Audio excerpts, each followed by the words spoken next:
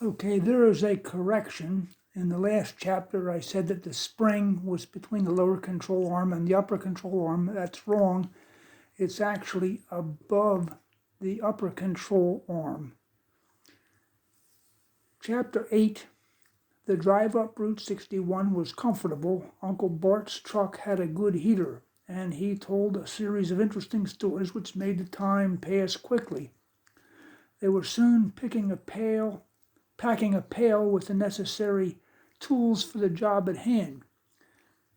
You always have to be careful not to take any car parts in without showing them to the girl. She will mark anything you show her, so you will not have to pay for them on the way out. I, one time, forgot a lens for a turn signal in my bucket, and I had to pay for it going out. I just forgot I had it.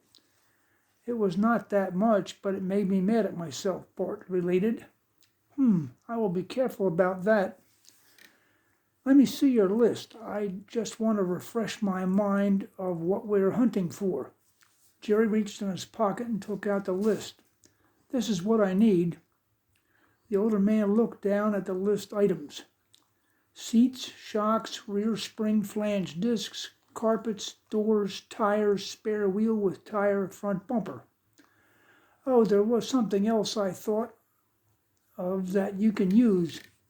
The radio from the sedan is AM. If you want to hear FM music, there's a little unit you can hook up that will get it.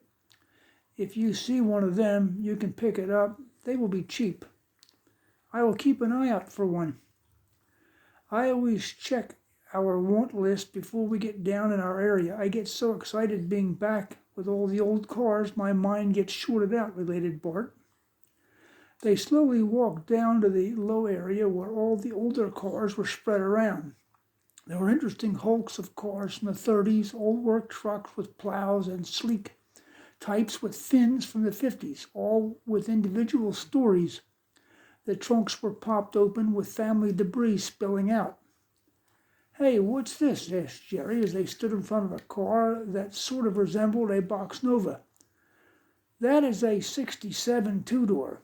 It's different than your car, but the frame and many interior parts will match up. Let's check this thing out.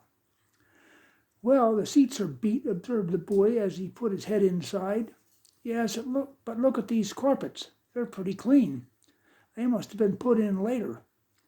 Will they fit the convert? I think they will. They're actually very nice. Get out the tools. The screws and the door plates are Phillips. I'll unbolt the seats so we can see what we're doing, mentioned Bart. After removing the seat, they lifted it up and set it on the ground next to the car. Hey, I found a quarter. Good for you. You never know what you're going to turn up in old cars. I heard a story of somebody who found a wad of money under the back seat of an old Reading police car that was in here. Man, that would be something, marveled Jerry. You never know. This carpet might have come from another vehicle, Bart went on. This rug is an original factory carpet. It's not worn like the rest of the car, and this sewed-in plastic patch to protect it from the driver's heel was what was standard when the cars were built. Will the black color be right for the convert? Asked Jerry. Well, the dash is red. The metal trim along the top of the door above the door cover would be red. A back seat or a black seat or a red seat would work. I think you should buy them. Actually, this would look pretty sharp. Very good. We've got a hit. We will fold them up so we can carry them. We might hide them in a truck. If we leave them here, someone would know they're a Chevy too. The shocks are the same as we need, but these are not new. The rear spring discs are pretty rusty. The bumpers on the 66s and 67s are different from your car. They decided to carry their rugs because they were not that bulky or heavy. After strolling up and down several rows, Jerry noticed a Buick with wheels on it like the ones back at the garage in the edge of the modern car section. We might have some tires, he said as he moved in the direction of the car. Hey, you might be right. They are the wheels. What is the number on the sidewalls? 205 70 14, answered the boy. He then inspected the tread. The front right is flat, the left is worn badly. All right, let's look at the back, responded Bart. If the front end is out of alignment, it will eat up the tires fast. That's probably what happened. The backs look pretty decent. What do you think? Not bad, observed his uncle. I see hair. The tread is fairly thick. Let's get it down and we can check it out totally. All the fronts of the cars were resting on highway barriers. To lift up the back section, they would need a jack. Is the key in the ignition? Uncle Bart asked. The trunk is locked. No, answered Jerry. Okay, I was hoping the trunk key was on a ring. The next step is to hunt around for a jack, preferably a scissors type. They are more solid than a bumper jack. Sounds like a plan. There might be one in a trunk, but that means we have to find a trunk that's open. A way to get around that is to check station wagons. You can go in from the back door.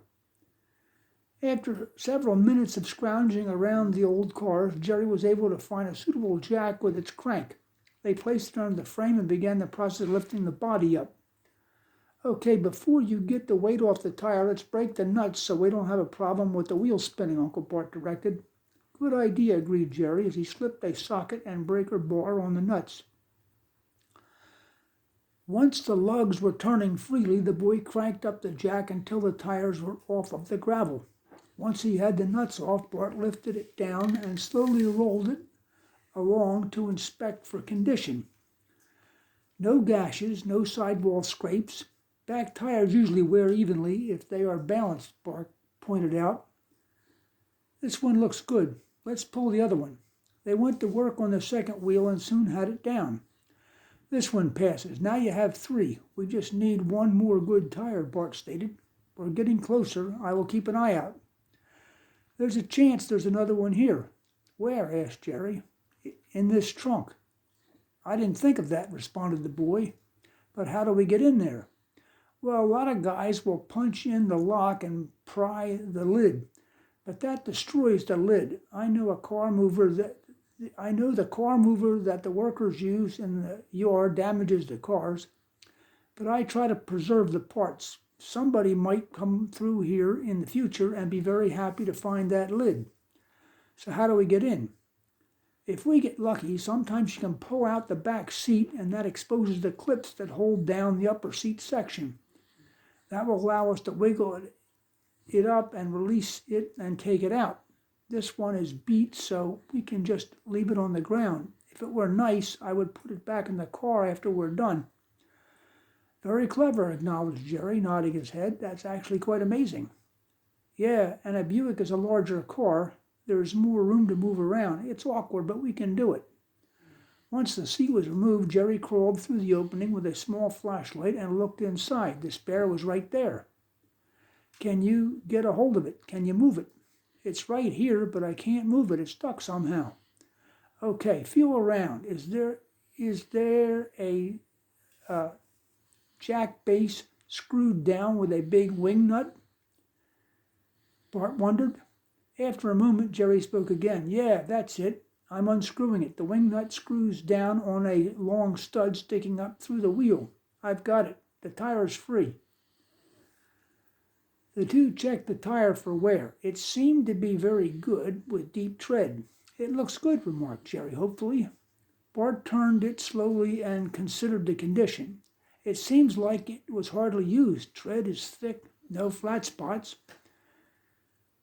But here, you see those fine lines in the sidewall? Yeah, little cracks. Is that important? Unfortunately, it is. A tire like this is very old. The road has not beaten it, but time has. Cracking shows deterioration, so you will have to let this one go. $7 is not a whole lot of money, but if you are rolling down the expressway at 60 miles per hour, you do not want a chance of blowout. Let this one go. We'll find others. Okay, we'll keep looking. You need one more tire and a spare. We can look over the tires in Phoenixville car and use the best one for your trunk. It has 5 lugs. It was from the same axle. It will work. What can we do? What we can do is take the wheels and the carpets up to the tire changer and get the tires off. We will check out and then have lunch back at the car. Then we'll be refreshed and ready to take on more hunting, suggested Bart. Let's do it.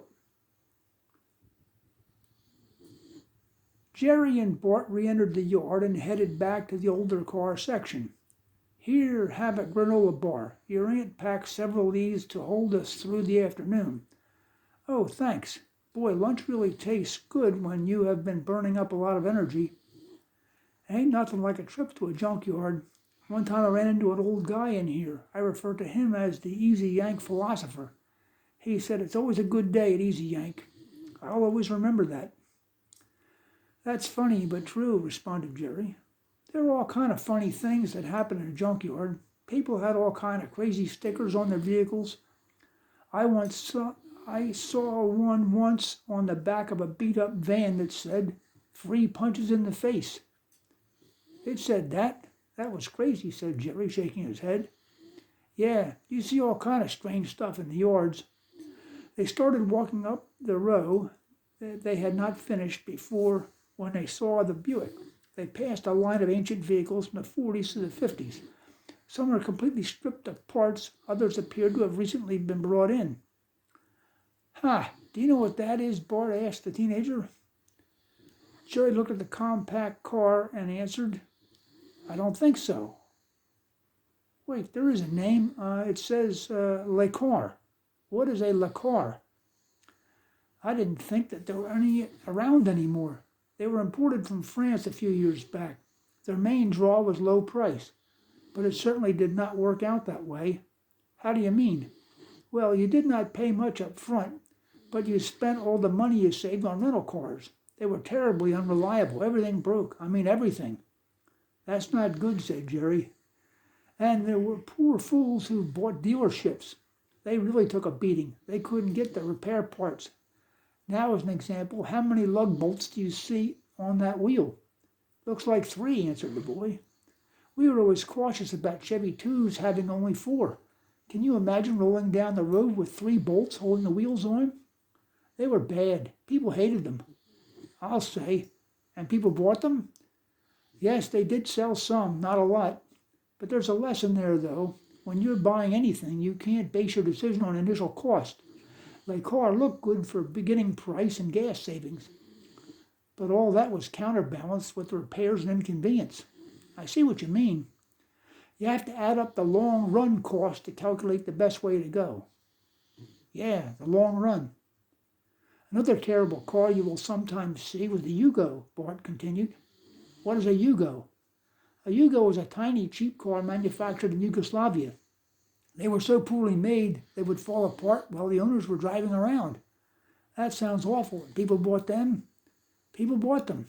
We used to say that you had to have a friend follow behind to collect the pieces. That sounds sort of impractical. Look here, a Box Nova, said the boy, pointing to a black Hulk.